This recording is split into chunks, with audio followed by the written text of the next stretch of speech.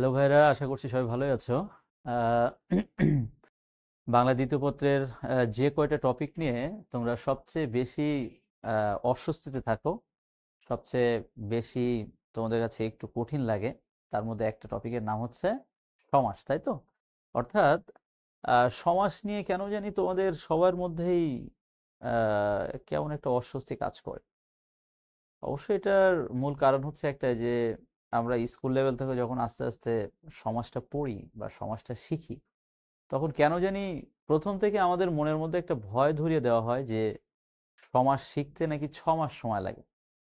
তো আসলে ওই যে একটা ভয় ভিতরে ধরানো হয়, সেই ভয়টা কিন্তু কন্টিনিউয়াসলি চলতেই থাকে। কিন্তু তোমরা যারা ক্লাস করেছো, তোমরা দেখেছো যে আমরা সমাজ কিন্তু দুইটা একটা ক্লাসে শেষ করে ফেলেছি। এখন সমাজ থেকে বিগত বছরে আসা খুব গুরুত্বপূর্ণ কিছু প্রশ্ন আমরা আজকের ক্লাসে সলভ করব। এবং আমরা সবাই জানি যে সমাজ থেকে কিন্তু প্রায় প্রতি বছর আহ, বলা যায় প্রত্যেকটা বিশ্ববিদ্যালয়ে এক বা একাধিক প্রশ্ন কিন্তু থাকে। এবং সমাজ থেকে পরীক্ষায় প্রশ্ন হয় না এমন প্রশ্ন কিন্তু আসলে দেখা যায় না। যে সকল ইউনিভার্সিটিগুলোতে বাংলা থেকে পরীক্ষায় প্রশ্ন হয়, প্রত্যেকটা ইউনিভার্সিটিতেই মোটামুটিভাবে সমাজ থেকে কিন্তু পরীক্ষায় প্রশ্ন থাকে।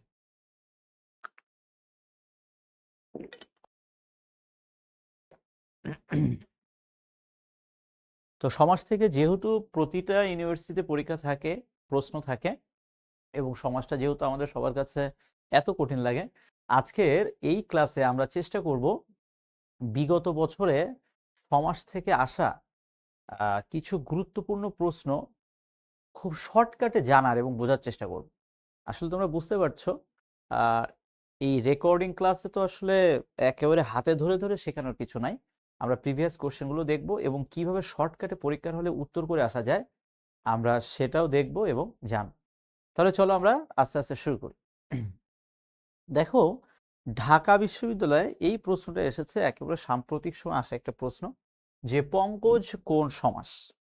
এখন পঙ্কজ কোন সমাস, এই প্রশ্নের উত্তর করতে গেলে আহ, কেন জানি প্রথমেই আমরা একটু ঘাবড়িয়ে যাই যে আসলে কি হবে কি না হবে। তোমাদেরকে একটা কথা একটু বলি, সেটা হচ্ছে যে একটা শব্দ কোন সমাস এটাই সাধারণত পরীক্ষায় আসে। এখন একটা শব্দ কোন সমাস এইটা বের করার সবচেয়ে শর্টকাট উপায় হচ্ছে ওই শব্দটার ব্যাস বাক্য করে ফেলা। আমরা যে কোনো একটা শব্দের ব্যাস বাক্য করে ফেলবো, তাহলে আমরা খুব শর্টকাটেই মোটামুটি ভাবে সমাজটা কি বের করতে পারবো। যেমন মনে করো যে একটা শব্দ মহানবী, মহান যে নবী। তো যখন আমরা দেখব যে মহান যে নবী, ঠিক এইভাবে আমি ব্যাস বাক্যটা করলাম মহানবী শব্দের, তখন আমার ব্রেনে আমাকে সিগন্যাল দিতে হবে যে কোনো ব্যাস বাক্যের মাঝে যদি যে থাকে, সাধারণত সেটা কর্মধারয় সমাস হয়। একইভাবে প্রত্যেকটা সমাসে এরকম শর্টকাট আছে। একইভাবে এই যে দেখো পঙ্কজ শব্দটা আমি যদি ব্যাস বাক্য করি, তাহলে আমি স্পষ্ট বুঝতে পারছি পঙ্কজের ব্যাস বাক্য হচ্ছে পঙ্কে জন্মে যা। তো পঙ্ক মানে হচ্ছে কাদা, অর্থাৎ কাদায় যা জন্মায় তাকেই বলে পঙ্কজ। মূলত পঙ্কজ শব্দের অর্থ হচ্ছে পদ্মফুল, বুঝতে পেরেছো? আর কাদায় পদ্মফুল জন্মায়, শাপলা জন্মায়, বা অন্যান্য অনেক গাছগাছলাই আসলে কাদার উপরে জন্মায়, তাই না? তো এখন এই পঙ্কজ যে উপপদ তৎপুরুষ সমাস, এইটা আমি কি করে বুঝবো? এটা বোঝার একেবারে শর্টকাট একটা উপায় হচ্ছে, যদি তুমি ব্যাস বাক্য করো এবং ব্যাস বাক্যে যদি তুমি দেখো ব্যাস বাক্যের শেষে যা বা যে, একটু শর্টকাটটা আমরা মনে রাখবো, যদি কখনো আমরা দেখি কোনো ব্যাস বাক্যের শেষে যে বা যা আছে, তাহলে মোটামুটি ভাবে ধরে নেওয়া যায় যে এটা উপপদ তৎপুরুষ হবে। তবে সব ক্ষেত্রে যে হবে ভাই এটা ধরে নিও না, ঠিক আছে? হতে পারে। যেমন আমি এই প্রশ্নটা পরীক্ষা আসলো, শর্টকাটে আমি এটার ব্যাস বাক্য করলাম, পঙ্কজ মানে হচ্ছে পঙ্কে জন্মে যা। আমি দেখতে পাচ্ছি এটার শেষে যা আছে সেটাই হচ্ছে উপপদ তৎপুরুষ সমাস। জল দেয় যে, জলদ। এখানে জলে না, হবে হচ্ছে জল। জল দেয় যে, তাকে আমরা বলছি জলদ। বুঝতে পারছো? তাহলে এই যে একটা ব্যাস বাক্যের শেষে আছে, সুতরাং আমরা দেখতে পাচ্ছি যে বা যা ব্যাস বাক্যের শেষে আছে, এবং আমরা শর্টকাটে বলছি এটা উপপদ তৎপুরুষ সমাস। দেখো ঢাকা বিশ্ববিদ্যালয়ে আসা একটা প্রশ্ন, চলো আমরা ঢাকা বিশ্ববিদ্যালয়ে আসা আরেকটা প্রশ্ন যে যুবজানি সমাসের ব্যাস বাক্য কোনটি? দেখো বেশিরভাগ ক্ষেত্রে পরীক্ষায় প্রশ্ন আসে হচ্ছে একটা শব্দ দিয়ে বলে এটা কোন সমাস, এটা হচ্ছে বেশিরভাগ ক্ষেত্রে পরীক্ষায় প্রশ্ন আসে। কিন্তু আমরা দেখতে পাচ্ছি ঢাকা বিশ্ববিদ্যালয়ে এই প্রশ্নটার ক্ষেত্রে একটু ব্যতিক্রম। ও বলতে চাচ্ছে একটা শব্দ দিয়ে বলছে এটার ব্যাস বাক্য কি। তাহলে দেখো তোমার জন্য এটা কিন্তু আমার কাছে মনে হয় আর একটু সহজ হয়ে গিয়েছে। কিন্তু কথা হচ্ছে আমাকে জানতে হবে যে যুবজানি এটার ব্যাস বাক্য হচ্ছে যুবতী জায়া যার। জায়া মানে হচ্ছে স্ত্রী, তোমরা যারা এখন পর্যন্ত জানো না তারা জেনে রাখো। অর্থাৎ যার স্ত্রী যুবতী তাকেই বলা হয় যুবজানি। তাহলে আমি এখান থেকে দুইটা জিনিস জানলাম, জায়া শব্দের অর্থ স্ত্রী। আরেকটা জিনিস একটু তোমাদের শর্টকাটে শিখিয়ে রাখি সুন্দর করে, যেহেতু আজকে আমাদের কোশ্চেন সলভিং ক্লাস, এখানে কিছু শর্টকাট আমরা শিখব। সেটা হচ্ছে যে ব্যাস বাক্যের শেষে যদি যার থাকে আমরা সহজে মনে রাখবো সেটা হচ্ছে বহুব্রীহি সমাস। আবার বলছি, ব্যাস বাক্যে শেষে যদি যার থাকে তাহলে আমরা শর্টকাটে মনে রাখবো সেটা হচ্ছে বহুব্রীহি সমাস। তুমি আজকে বই খুলে দেখবা বা যে কোনো প্র্যাকটিস বুক খুলে দেখবা, প্রত্যেকটা ব্যাস বাক্যের শেষে যেখানে যার আছে 99% ক্ষেত্রে সেটা হচ্ছে বহুব্রীহি সমাস। আমি কি বোঝাতে পেরেছি? সো আমরা পরীক্ষায় যদি এই প্রশ্ন আসে যে এটা কোন সমাস, আমরা এই যার দেখে বলবো এটা হচ্ছে একটা বহুব্রীহি সমাস। আশা করছি ভাই তোমরা বিষয়টা বুঝতে পেরেছো। তুষার ধবল কোন সমাসের উদাহরণ? খুবই গুরুত্বপূর্ণ একটা প্রশ্ন। দেখো ক্লাসে বারবার একটা কথা বলা হয়েছে, আমি আবারও বলছি, সমাসের প্রত্যেকটা সমাসই গুরুত্বপূর্ণ, কিন্তু তার মধ্যে সবচেয়ে বেশি গুরুত্বপূর্ণ আমি সবসময় বলি সেটা হচ্ছে কর্মধারয় সমাস। অর্থাৎ কর্মধারয় সমাস তুলনামূলকভাবে পরীক্ষার জন্য বেশি গুরুত্বপূর্ণ। এবং এটাকে যদি আমি আরো শর্টকাটে বলি, কর্মধারয় সমাসের মধ্যে উপমান কর্মধারয় সমাস এবং উপমিত কর্মধারয় সমাস এটা হচ্ছে আরো বেশি গুরুত্বপূর্ণ। বুঝতে পেরেছো? তো যেহেতু এইগুলো খুব বেশি গুরুত্বপূর্ণ, তোমরা চেষ্টা করবা এটা খুব সুন্দর করে পড়ার বা বোঝার। কেননা পরীক্ষায় কিন্তু ভাই এটা তুমি ধরে নিও না আন্দাজে উত্তর করে আসতে পারবে। আমি কি বোঝাতে পেরেছি? তো আপাতত শর্টকাটে একটা কথা বলি, তুষার ধবল এটার ব্যাস বাক্য হচ্ছে তুষারের ন্যায় ধবল। আমরা যারা জানি না আমরা মনে রাখবো ধবল মানে সাদা আর তুষার মানে তো বরফ। তো আমরা সবাই জানি বরফের রং সাধারণত সাদা হয়। তাহলে বলা হচ্ছে বরফের ন্যায় যেটা সাদা সেটাই হচ্ছে মূলত কি, সেটাই হচ্ছে উপমান কর্মধারয় সমাস। অর্থাৎ তুষারের ন্যায় ধবল অর্থাৎ তুষার ধবল এটা হচ্ছে উপমান কর্মধারয় সমাস। এখন যেটা শর্টকাটে আমরা মনে রাখবো সেটা হচ্ছে ব্যাস বাক্যের মাঝে, লিখে রাখো খাতায়, ব্যাস বাক্যের মাঝে ন্যায় বা মত থাকলে সাধারণত সেটা উপমান কর্মধারয় সমাস হয়। আমি লিখে দিচ্ছি, এটা যে সব ক্ষেত্রে কাজে লাগবে তা না, তবে 90% ক্ষেত্রে এই শর্টকাট দিয়ে তুমি কাজ করতে পারবে। ব্যাস বাক্যের মাঝে সাধারণত ন্যায় বা মত থাকে, সব সময় থাকবে এমন কিন্তু কোনো কথা নেই। আমরা শর্টকাটে মনে রাখবো ব্যাস বাক্যের মাঝে যখনই দেখব ন্যায় বা মত তখন আমরা চোখ বন্ধ করে সেটা বলবো সেটা হচ্ছে উপমান কর্মধারয় সমাস।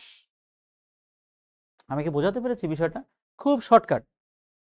দেখো উপমান কর্মধারয় সমাস অনেকভাবেই বোঝা যায়। আমি বলেছি উপমান কর্মধারয় সমাসের সবচেয়ে বড় বৈশিষ্ট্য হচ্ছে এটার একটা সাধারণ ধর্ম থাকবে। সাধারণ ধর্ম বলতে কি বোঝায়? একেবারেই যেটা ন্যাচারাল। সেই ন্যাচারালটা কি? এই যে বরফের রং সাদা, তুষারের রং সাদা, এই জন্য এটাকে আমরা বলছি তুষার ধবল। অর্থাৎ তুষার বা বরফ হচ্ছে একেবারে সাদার মতো সাদা, অর্থাৎ একেবারে সাদা। তাহলে দেখো কি হলো, বরফের একটা সাধারণ ধর্ম হচ্ছে তার রং সাদা। তাহলে প্রথম কথা হচ্ছে উপমান কর্মধারয় সমাস হতে হলে একেবারে প্রথম শর্ত হচ্ছে সাধারণ ধর্ম থাকতে হবে। আর সেই সাধারণ ধর্ম হচ্ছে এটাই যে বরফের রং সাধারণত সাদাই। এইটা হচ্ছে একটা মানে বোঝার সবচেয়ে শর্টকাট উপায়।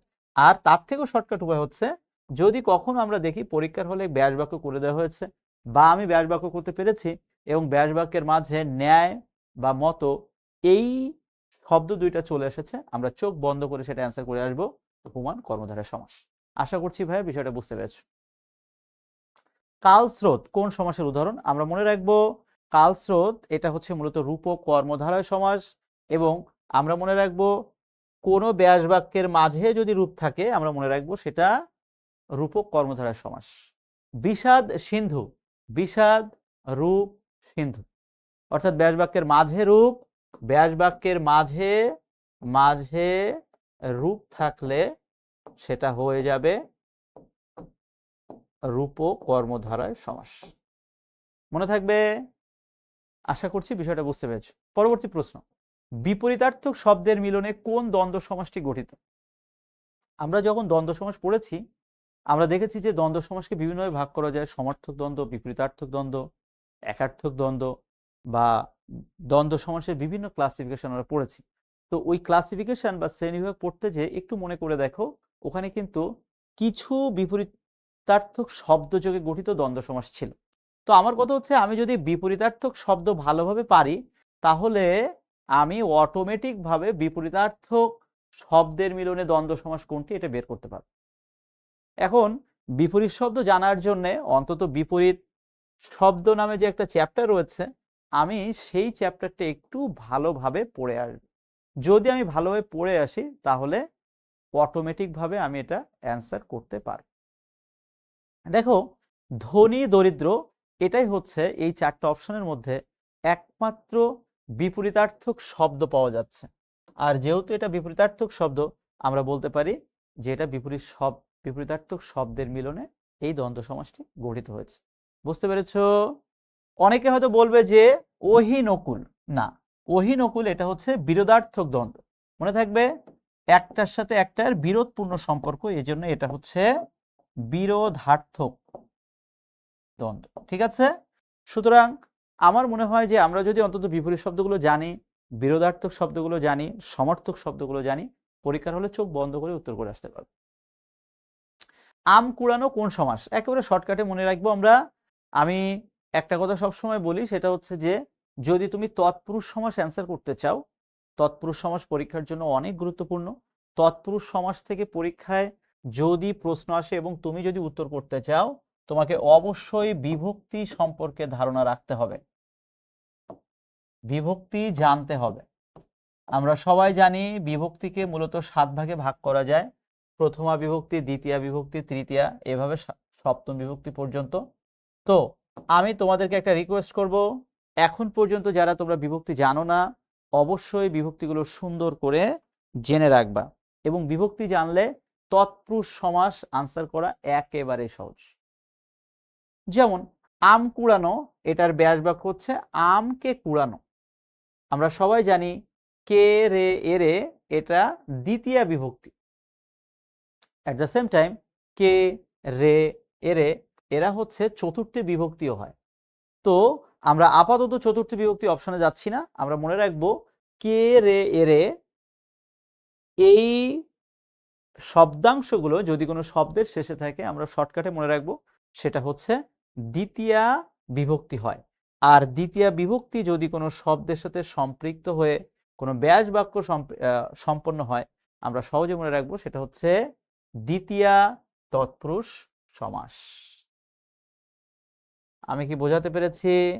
সুতরাং শর্টকাট কথা হচ্ছে বিভক্তি অবশ্যই অবশ্যই জানতে হবে। Thank you. মহানদী, একেবারে শর্টকাটে আমরা মনে রাখবো যে এত কিছু বোঝার দরকার নেই, ব্যাস বাক্যের মাঝে যদি যে থাকে সেটা হচ্ছে কর্মধারয় সমাস। লিখে রাখো খাতায়, ব্যাস বাক্যের মাঝে যে থাকলে সেটা কর্মধারয় সমাস। অনেকে কর্মধারায় লেখে কিন্তু না, শব্দটা হচ্ছে কর্মধারয়। মনে থাকবে কর্মধারয় সমাস যদি ব্যাস বাক্যের মাঝে যে থাকে। এবং আরেকটা কথা আমরা একটু মনে রাখবো, পূর্বপদ যদি স্ত্রীবাচক হয়, স্ত্রীবাচক থাকলে কর্মধারয় সেটা কর্মধারয় সমাসে সেটা সব সময় পুরুষবাচক হয়। যেমন এখানে দেখো মহতী এটা পূর্বপদ, নদী এটা পরপদ। আমরা মনে রাখবো পূর্বপদে স্ত্রীবাচক শব্দ আছে বিধায় মূল সমাসে সেটা হয়ে যাবে পুরুষবাচক শব্দ। অর্থাৎ ব্যাস বাক্যে পূর্বপদে স্ত্রীবাচক শব্দ রয়েছে, এই জন্য মূল শব্দে হয়ে যাবে সেটা পুরুষবাচক শব্দ। শর্টকাট মনে থাকবে, পুরুষবাচক এটা, আর মহতি এটা হচ্ছে স্ত্রীবাচক। নবম দশম শ্রেণীর পুরনো যে ব্যাকরণ বইটা আছে, পুরনো ব্যাকরণ বইটা একটু কষ্ট করে তোমরা পড়বা এবং ওখানে কর্মধারয় সমাসে যাবা। সমাসে গেলেই দেখবা যে এই ধরনের এক্সাম্পল আছে এবং সেখান থেকে সরাসরি কিন্তু পরীক্ষায় প্রশ্ন এসেছে। নিচের কোনটি ব্যাধিকরণ বহুব্রীহি সমাসের উদাহরণ? খুবই গুরুত্বপূর্ণ একটা প্রশ্ন। আমরা মনে রাখবো যে প্রথম কথা হচ্ছে ভাইয়া একটু আগে কি শিখিয়ে দিয়েছে? ভাইয়া একটু আগে যেটা শিখিয়ে দিয়েছে সেটা হচ্ছে ব্যাস বাক্যের শেষে যদি যার থাকে তাহলে সেটা অবশ্যই কি হবে? বহুব্রীহি সমাস হবে। এটা হচ্ছে প্রথম কথা। আবার বলছি, ব্যাস বাক্যের শেষে যার থাকলে সেটা হবে বহুব্রীহি সমাস। এবার বহুব্রীহি সমাসটা পড়তে যেয়ে দেখবা যে বহুব্রীহি সমাসের কিন্তু ভাই বেশ কিছু শ্রেণীবিভাগ রয়েছে। তার মধ্যে একটা শ্রেণীবিভাগ হচ্ছে এই ব্যাধিকরণ বহুব্রীহি। তো এক্ষেত্রে ভাই একেবারে শর্টকাটে একটা টেকনিক তোমাদেরকে শেখাই দিই। সেটা হচ্ছে, আমরা জানি একটা ব্যাস বাক্যে পূর্বপদ থাকে এবং পরপদ থাকে। আমরা শর্টকাটে মনে রাখবো, যদি ব্যাস বাক্যে পূর্বপদ এবং পরপদ দুটি বিশেষ্য বা দুটি বিশেষণ হয় তাহলে অবশ্যই আমরা মনে রাখবো সেটা হচ্ছে ব্যাধিকরণ বহুব্রীহি। মানে দুটোই, মনে করো পূর্বপদ পরপদ হয় বিশেষ্য প্লাস বিশেষ্য হবে অথবা বিশেষণ প্লাস বিশেষণ হবে। এই রকম যদি আমরা পরীক্ষার হলে কোনো মতে একটু বের করতে পারি তাহলে খুব শর্টকাটে আমরা বলতে পারবো যে এটা ব্যাধিকরণ বহুব্রীহি। যেমন এটার উত্তর কেন বি নাম্বার হলো, এই যে পাপ এটা নাউন বা বিশেষ্য পদ, মতি এটা হচ্ছে বিশেষ্য পদ, তাহলে বিশেষ্য প্লাস বিশেষ্য সমান ব্যাধিকরণ বহুব্রীহি। আশা করছি বিষয়টা বুঝতে পেরেছো। নিচের কোনটি বহুব্রীহি সমাস নয়? নিচের কোনটি বহুব্রীহি সমাস নয়? এটার একেবারেই স্পষ্ট বোঝা যাচ্ছে চৌরাস্তা। এই একটা রাস্তা, এই একটা রাস্তা, যখন এই একটা জায়গায় এসে মিলিত হয়েছে তখন সেটা হয়ে গেছে চৌরাস্তা। এবং আমরা সবাই জানি যে দ্বিগু সমাসের মূল বৈশিষ্ট্য হচ্ছে এটা দ্বারা কোনো সমষ্টি বা সমাহার জাতীয় কিছু বোঝানো হবে। চারটা রাস্তার মিলন বা সমষ্টি, সেটাই হচ্ছে চৌরাস্তা। আর এই যে চৌরাস্তা এটা হচ্ছে মূলত দ্বিগু সমাস। আশা করছি বিষয়টা বুঝতে পেরেছ। Thank you. পরবর্তী প্রশ্ন, নিচের কোনটি দ্বিতীয়া তৎপুরুষ নয়? তাহলে দ্বিতীয়া তৎপুরুষ আমি যদি ভালোভাবে জানি এবং আমি যদি বিভক্তি ভালোভাবে জানি তাহলে এই প্রশ্নের উত্তর খুব সুন্দর করে করতে পারবো। তা না পড়লে এটা উত্তর করা কঠিন। বর্ণচোরা কোন সমাসের উদাহরণ? আমরা মনে রাখবো বর্ণ চুরি করে যে। ওই যে ক্লাসের শুরুতে আজকে একটা কথা বলেছিলাম, ব্যাস বাক্যের শেষে যে বা যা থাকলে সেটা কি হয়? সেটা হয় উপপদ তৎপুরুষ সমাস। ব্যাস বাক্যের শেষে যে বা যা থাকলে কি হয়? উপপদ তৎপুরুষ সমাস। রদ বদল কোন ধরনের সমাস? আমরা মনে রাখবো দ্বন্দ্ব সমাস। কেন দ্বন্দ্ব সমাস?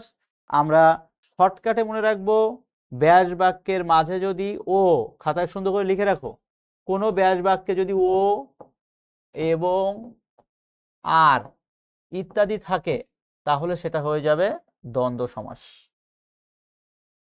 কত সুন্দর একটা শর্টকাট দেখো। আমি এখন পর্যন্ত যে সমাসগুলো টাচ করেছি প্রত্যেকটা কোশ্চেনে কিন্তু একটা শর্টকাট দিয়ে দিচ্ছি তোমাদেরকে। এর কারণটা কি? এর কারণ হচ্ছে একটাই, যাতে পরীক্ষার হলে তুমি যে খুব শর্টকাটে অ্যান্সার করতে পারো। বুঝতে পেরেছো? তো এই শর্টকাটগুলো একটু মনে রাখবা।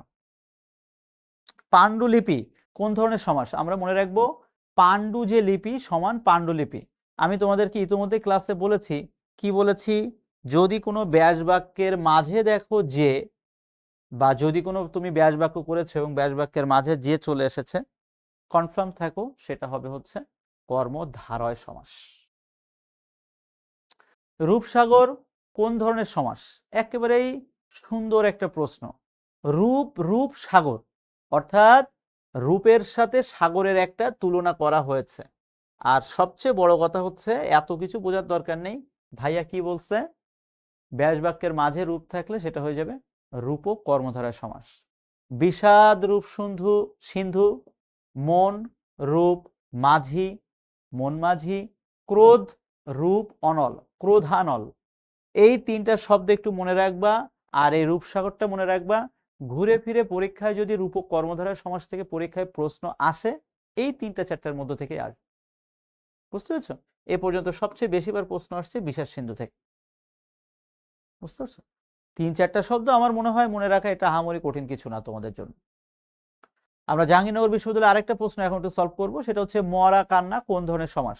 আমি বারবার তোমাদেরকে বলছি, সেটা হচ্ছে তোমাকে বিভক্তি জানতে হবে। আর তুমি যদি বিভক্তি না জানো তাহলে তুমি আনসার করতে পারবা না। মরার জন্য কান্না, সেটা হচ্ছে মরা কান্না। তাহলে এই যে কে, রে বা জন্য, এই ধরনের শব্দ যদি ব্যাস বাক্যে থাকে আমরা খুব সহজে মনে রাখবো, সেটা হচ্ছে মূলত তৎপুরুষ সমাস। ধান জমি কোন ধরনের সমাস? আমরা মনে রাখবো ধান জমি। আগে তো এটা আমাকে জানতে হবে যে এটা কি, এটা ব্যাস বাক্যটা কি। তাহলে আমি যখন ব্যাস বাক্য করলাম, আমি স্পষ্ট মনে করো যে আমি ব্যাস বাক্য করলাম ধানের জমি সমান ধান জমি। তাহলে এই যে র বা এর আসলো, র বা এর কি কোন বিভক্তি? র বা এর এটা হচ্ছে ষষ্ঠী বিভক্তি।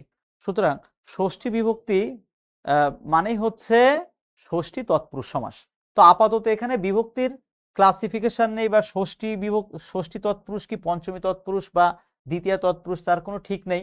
আপাতত যেহেতু এখানে তৎপুরুষ সমাসটা দেওয়া হয়েছে, আমরা এই জন্য অ্যান্সার করছি তৎপুরুষ সমাস। তার মানে ভাই বিভক্তি না জানলে কিন্তু বাস্তবে তৎপুরুষ সমাস উত্তর করাটা একটু কঠিন, আর বিভক্তি একেবারে সহজ।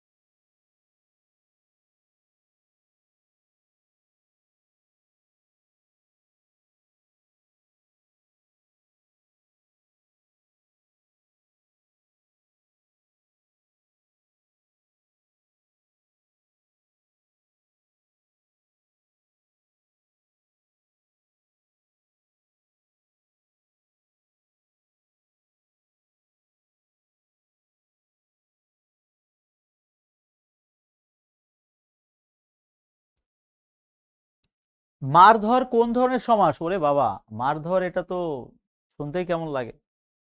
তো আপাতত আমরা মনে রাখবো মারধর শব্দটাকে যদি আমরা ব্যাস বাক্য করি, মার ও ধর, এই যে মাঝখানে যে ও এসেছে, ওর জন্য এটা দ্বন্দ্ব সমাস। সোজা কথা। মানে ভাইয়া মূল কথা হচ্ছে একেবারে সোজা কথা।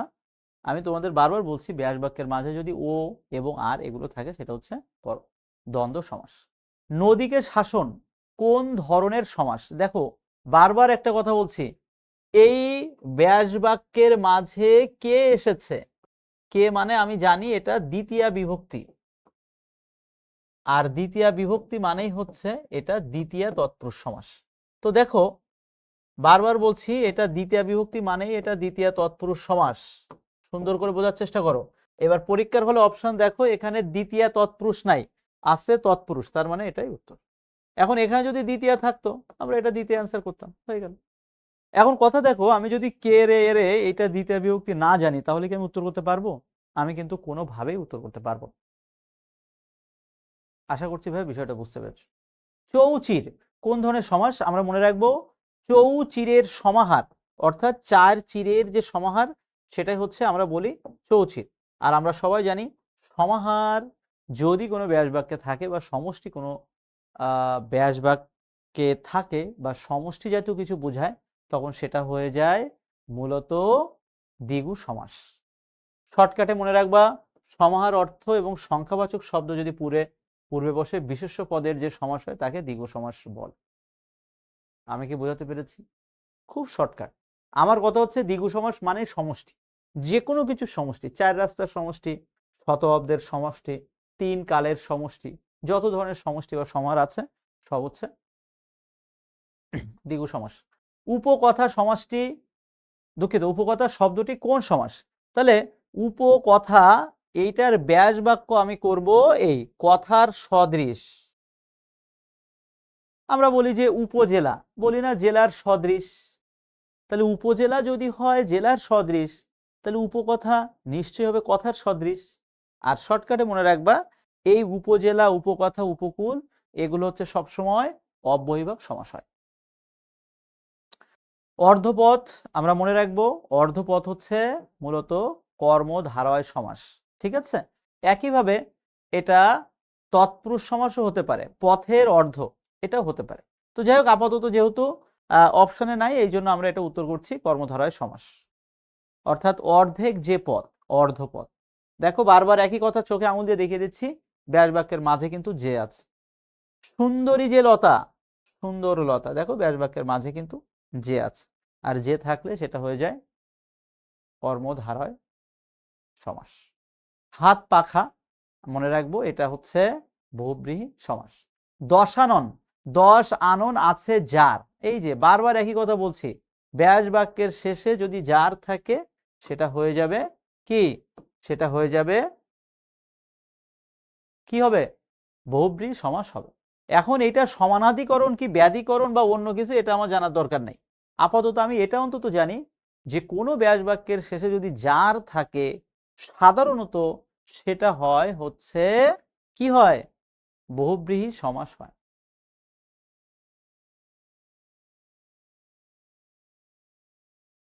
যথাসাধ্য, যথাসাধ্য এটার ব্যাস বাক্য হচ্ছে সাধ্যকে অতিক্রম না করে, এবং এটা হচ্ছে মূলত একটা অব্যয়ীভাব সমাস। দেখো পঙ্কজ কোন তৎপুরুষ নিষ্পন্ন সমাস, আজকের ক্লাসের শুরুতে আমরা দেখেছিলাম ঢাকা বিশ্ববিদ্যালয়ে একটা প্রশ্ন সলভ করতে, যে এটা হচ্ছে মূলত উপপদ তৎপুরুষ সমাস।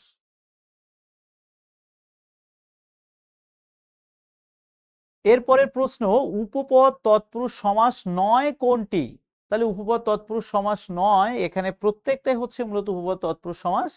এ নাম্বার অর্থাৎ কলে ছাটা, এটাই হচ্ছে অলুক তৎপুরুষ সমাস। কেন অলুক তৎপুরুষ সমাস? এই যে মূল শব্দে ছিল কলে, ব্যাস বাক্যেও কলে, মূল শব্দে ছিল ছাটা, ব্যাস বাক্যেও ছাটা। অর্থাৎ মূল শব্দ এবং ব্যাস বাক্যের মধ্যে যখন কোনো প্রকার কোনো কিছু লোপ পায় না, কোনো কিছু হ্রাস পায় না, তখন আমরা সেটাকে কি বলি, তখন আমরা সেটাকে বলি অলুক সমাস। এখন কথা হচ্ছে এটা অলুক তৎপুরুষ কেন?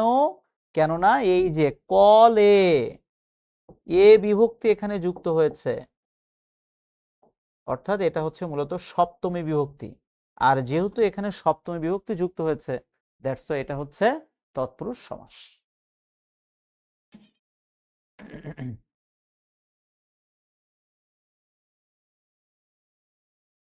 সেতার কোন সমাস? খুবই গুরুত্বপূর্ণ একটা প্রশ্ন, আমরা মনে রাখবো সে বা তিন তার যার না, ইয়েস সে, এই সে মানে তিন, সেতার কি, এই মনে করো তিন তারের যে সমাহার, এই একটা তার, এই একটা তার এবং এই আর একটা তার, এই তিনটা তার এর যে সমাহার সেটাকেই বলা হয় সেতার। এবার অনেকেই বলে যে সেতার হচ্ছে মূলত দ্বিগু সমাস।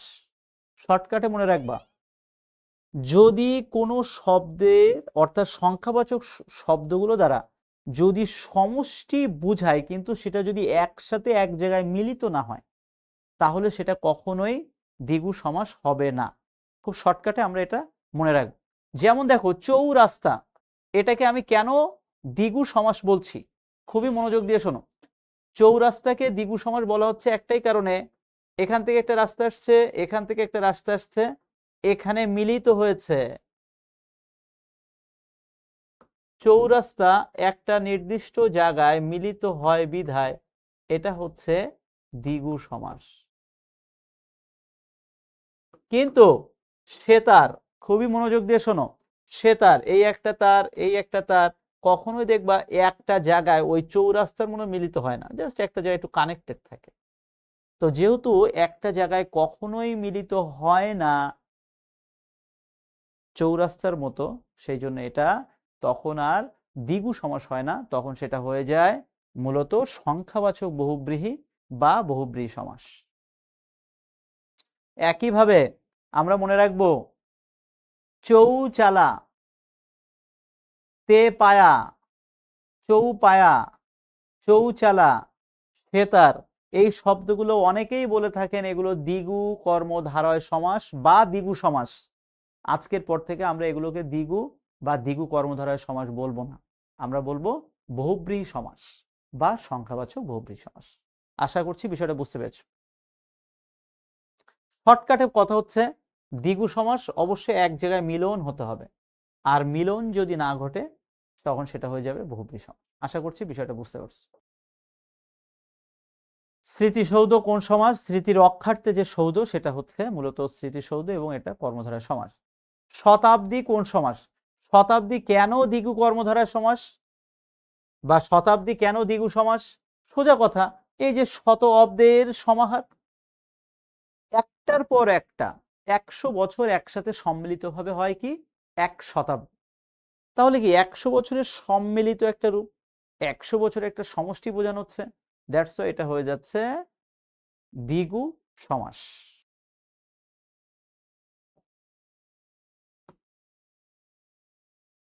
গায়ে হলুদ কোন সমাস? আমরা মনে রাখবো গায়ে হলুদ হচ্ছে বহুব্রীহি সমাস, মনে রাখতে হবে। এর ব্যাস বাক্য হচ্ছে গায়ে হলুদ দেওয়া হয় যে অনুষ্ঠানে, এটা হচ্ছে মূলত বহুব্রীহি সমাস। বিশালাক্ষী, শর্টকাট কথা হচ্ছে ভাইয়া কি বলেছে, ব্যাস বাক্যের শেষে যার থাকলে সেটা বহুব্রীহি সমাস হয়। বিশাল মানে খুব বড় বা টানা টানা অক্ষী বা চোখ যার, সেই হচ্ছে বিশালাক্ষী, অর্থাৎ এটা হচ্ছে বহুব্রীহি সমাস। প্রগতি, এত কিছু বোঝার দরকার নেই, যে কোনো শব্দের শুরুতে যদি প্র থাকে শর্টকাটে মনে রাখবা সেটা হচ্ছে প্রাদি সমাস। এর থেকেও শর্টকাট আর কিছু নাই, শর্টকাট হচ্ছে প্র মানেই প্রাদি, প্র মানেই প্রাদি সমাস, শর্টকাট প্র মানেই প্রাদি সমাস। সপ্তাহ শব্দটি কোন সমাস সাধিত? 7 দিনের সমাহার সপ্তাহ, সুতরাং অবশ্যই দ্বিগু সমাস। পথের রাজা, এটি কোন সমাসের ব্যাস বাক্য? অলরেডি বলেছি পথের রাজা, রাজপথ, এটা ষষ্ঠী তৎপুরুষ সমাস।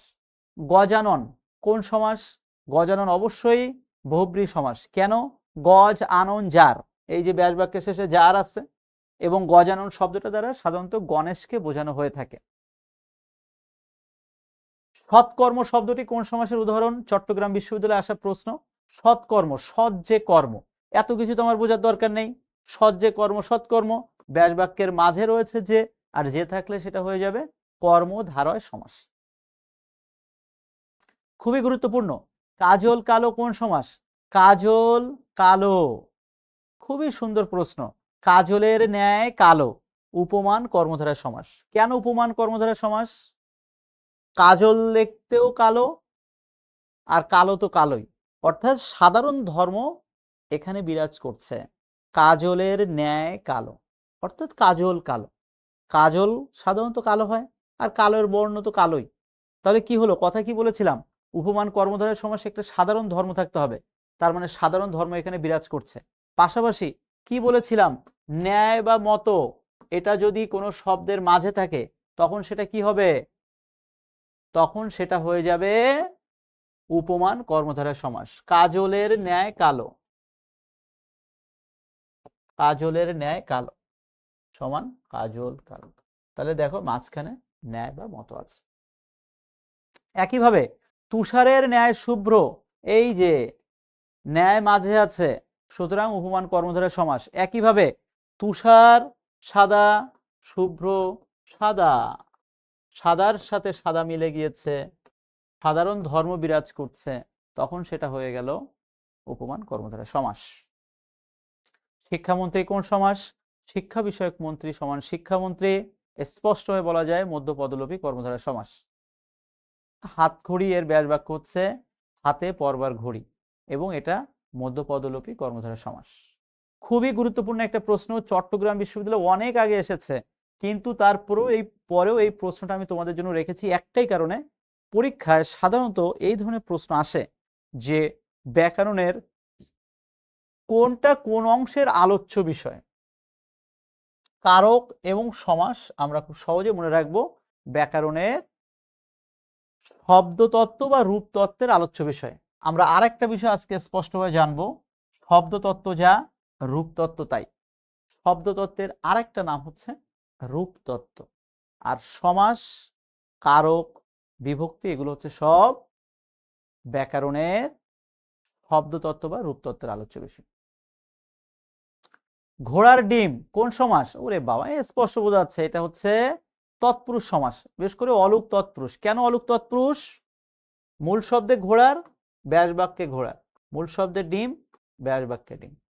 আর আমরা যখন এটা জানি যে মূল শব্দ এবং ব্যাস বাক্যের মধ্যে যখন কোনো কিছু লোপ পায় না, তখন সেটা হয়ে যায় অলুক সমাস।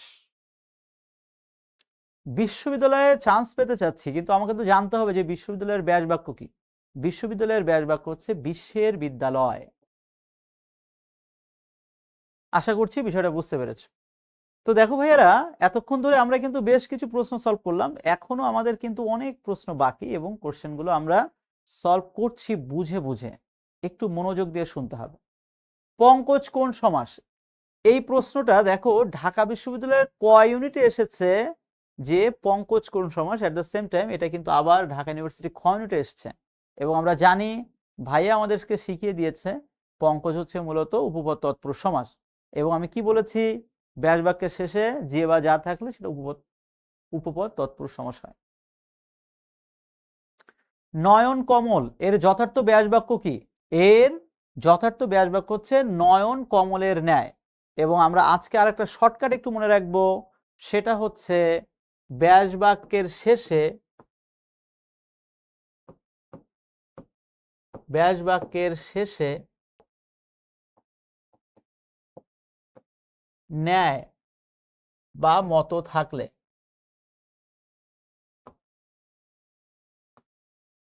সাধারণত সেটি কি হয়? সাধারণত সেটি হয় উপমিত কর্মধারয় সমাস।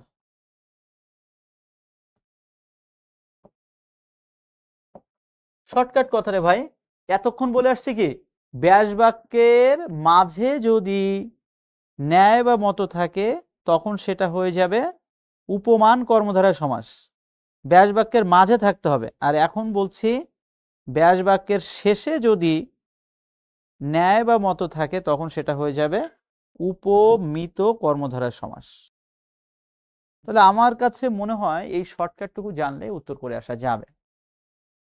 পুরুষ সিংহের ন্যায়, মুখচন্দ্রের ন্যায়, মুখচন্দ্র পরীক্ষায় অনেকবার প্রশ্ন এসেছে। একইভাবে ফুলকুমারী, চাঁদমুখ, নয়ন কমল সব হচ্ছে উপমিত কর্মধারয় সমাসের উদাহরণ। প্রত্যক্ষ বস্তুর সাথে পরোক্ষ কোনো বস্তু তুলনা করলে প্রত্যক্ষ বস্তুটিকে বলা হয়, শর্টকাটে মনে রাখবা, উপমেয়। মৎস্যগন্ধা যে সমাসের উদাহরণ। তাহলে মৎস্যগন্ধা আমাকে আগে এটার ব্যাস বাক্য করতে হবে। মৎস্য গন্ধা এটার ব্যাস বাক্য হচ্ছে মৎস্যের মতো গন্ধ যার, বা মৎস্যের গন্ধ যার, সেটা হচ্ছে ব্যাস বাক্যের শেষে যার এসেছে, এই জন্য এটা হবে বহুব্রীহি সমাস। আশা করছি বিষয়টা বুঝতে পেরেছ। কর পল্লব কোন সমাস? মনে রাখতে হবে কর পল্লব এটা হচ্ছে, এটার ব্যাস বাক্য কি? কর পল্লবের ন্যায়। একটু আগে বলে আসলাম ব্যাস বাক্যের শেষে যদি ন্যায় বা মত থাকে তখন সেটা কি হয়ে যাবে? তখন সেটা হয়ে যাবে উপমিত কর্মধারয় সমাস। আশা করছি বিষয়টা বুঝতে পেরেছ।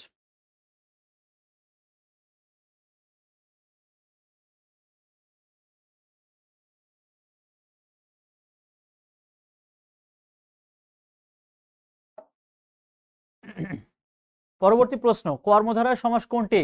কর্মধারয় সমাস হচ্ছে ভদ্র মহিলা। আমরা শর্টকাটে মনে রাখবো যিনি, তিনি যদি কোনো শব্দের মধ্যে থাকে, যৌন ব্যাস বাক্যের মধ্যে যদি যিনি, তিনি এরকম থাকলে হয়ে যাবে সেটা কর্মধারয় সমাস। যেমন আমি বললাম জজ সাহেব, যিনি জজ, তিনি সাহেব, জজ সাহেব, তার মানে সেটা হয়ে যাচ্ছে কর্মধারয় সমাস। দেখছো কত সুন্দর শর্টকাট, যিনি ডট ডট তিনি কর্মধারয় সমাস। নাচ জামাই সমাসবদ্ধ পদের ব্যাস বাক্য কোনটি? নাতনির জামাই, এটাকে আমরা বলি নাত জামাই। ঠিক আছে, মনে রাখতে হবে। আমরা অনেকেই বলি নাচ জামাই, কিন্তু আসলে আমরা বুঝি না যে এটা এই জামাই বলতে কার জামাইকে বোঝানো হচ্ছে? নাতনির জামাইকে বোঝানো হচ্ছে। সো এটা হচ্ছে এটার ব্যাস বাক্য। উপমান শব্দের অর্থ কি আমরা মনে রাখবো। এতক্ষণ ধরে আমরা আলোচনা করলাম উপমান কর্মধারয় সমাস বা উপমিত কর্মধারয় সমাস, কিন্তু আমরা কিন্তু বুঝতে পারছিলাম না যে এটা মূলত উপমান শব্দের অর্থ কি। আমরা মনে রাখবো উপমান শব্দের অর্থ হচ্ছে মূলত তুলনীয় বস্তু। মানব হৃদয় কোন জাতীয় সমাসবদ্ধ পদ? মানব হৃদয় হচ্ছে তৎপুরুষ সমাস। হ্যাঁ, মানবের হৃদয় অর্থাৎ শব্দের শেষে বিভক্তি এসেছে, সুতরাং আমরা এটা বলতে পারি এটা হচ্ছে তৎপুরুষ সমাস। পরবর্তী প্রশ্ন, লোক ভয় এই শব্দের সঠিক ব্যাস বাক্য কি? আমরা স্পষ্ট মনে রাখবো লোক ভয় এটার ব্যাস বাক্য হচ্ছে লোকের ভয়। এখন কেউ যদি বলে এটা কোন সমাস, এটা কোন সমাস, এটা বোঝার একমাত্র উপায় হচ্ছে এই যে শেষে বিভক্তি এসেছে র বা এর, এটা হচ্ছে ষষ্ঠী বিভক্তি, সুতরাং আমরা এটা বলতে পারি এটা হচ্ছে তৎপুরুষ সমাস। এবং আরো যদি বলি এটা ষষ্ঠী তৎপুরুষ সমাস। তাহলে দেখো ভাই, তুমি যখন পারবা বা জানবা তখন ঘ্যাট ঘ্যাট করে উত্তর করতে পারবা। আর যদি তোমার জানার মধ্যে কনফিউশন থাকে তাহলে কিন্তু উত্তর করতে যেয়ে কনফিউজড হয়ে যাবে। তো আমি আজকে ক্লাসে বারবার বলছি ভাই, তুমি বিভক্তিগুলো একটু ভালোভাবে জেনে আসো, তুমি তৎপুরুষ সমাস 100% অ্যান্সার করে আসতে পারবে। 5 মিনিট লাগবে জানতে। খুবই স্মার্ট একটা প্রশ্ন হচ্ছে জাহাঙ্গীরনগর বিশ্ববিদ্যালয়ে যে সমাসের প্রতীতি কয়টি? প্রতীতি মানে হচ্ছে ধরন, অর্থাৎ আমরা একটা কথা মনে রাখবো, নবম দশম শ্রেণীর একেবারে সর্বশেষ যে সংস্করণ 2021 সংস্করণ অনুযায়ী সমাস হচ্ছে মূলত 4 প্রকার। খুব মনোযোগ দিয়ে শুনবে। নবম দশম শ্রেণীর বাংলা ব্যাকরণ বই অনুযায়ী সমাস হচ্ছে মূলত 4 প্রকার।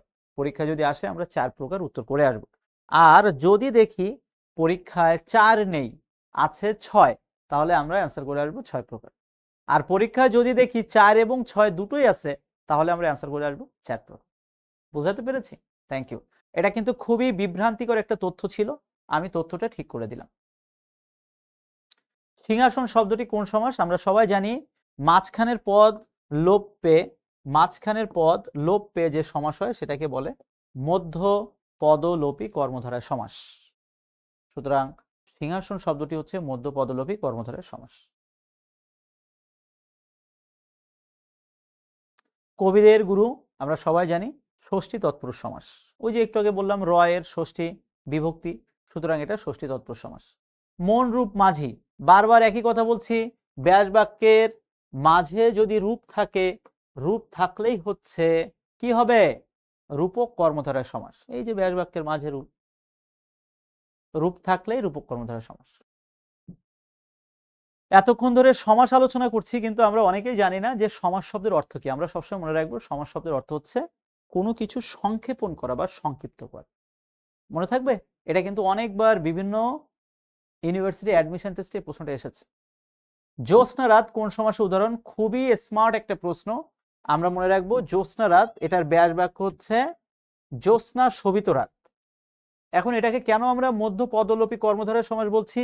কেননা মাঝখানের এই পদটা লোপ পেয়েছে, লোপ পেয়ে সমাসটা হয়েছে, এই জন্য এটার নাম মধ্য পদলোপী কর্মধারয় সমাস।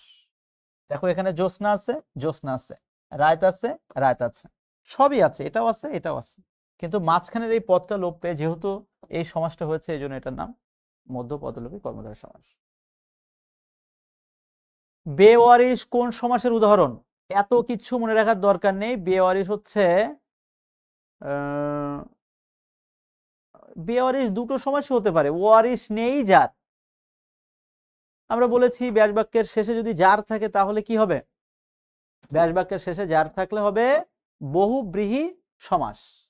ঠিক আছে, একইভাবে বেওয়ারিশ শব্দটা কিন্তু নং তৎপুরুষ সমাস বা নয় তৎপুরুষ সমাসও হতে পারে। তার মানে বেওয়ারিশ শব্দটা বহুব্রীহি সমাস হতে পারে, আবার নং তৎপুরুষ সমাস হতে পারে, এটাও মনে রাখবো আমরা। নং তৎপুরুষ সমাস দুটোই। যখন নং তৎপুরুষ সমাস হবে তখন সেটার ব্যাস বাক্য হবে হচ্ছে ন বা নয় ওয়ারিশ।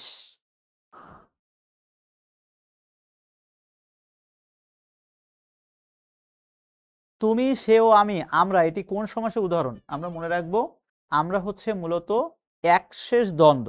দ্বন্দ্ব সমাসকে বিভিন্নভাবে ভাগ করা যায়, তার মধ্যে একটা হচ্ছে একশেষ দ্বন্দ্ব। পরবর্তী প্রশ্ন, তৎপুরুষ সমাসের উদাহরণ কোনটি? বারবার দেখো তৎপুরুষ সমাস আসছে আর কর্মধারয় সমাস আমাদের চোখের সামনে আসছে, সুতরাং পরীক্ষার জন্য কিন্তু এটা খুবই গুরুত্বপূর্ণ। তৎপুরুষ সমাসের উদাহরণ হচ্ছে ডি নাম্বার, অর্থাৎ শ্রম দ্বারা লব্ধ, শ্রম লব্ধ। তৃতীয়া তৎপুরুষ সমাস, মনে থাকবে। পরবর্তী প্রশ্ন, কোনটি অলুক দ্বন্দ্ব সমাস?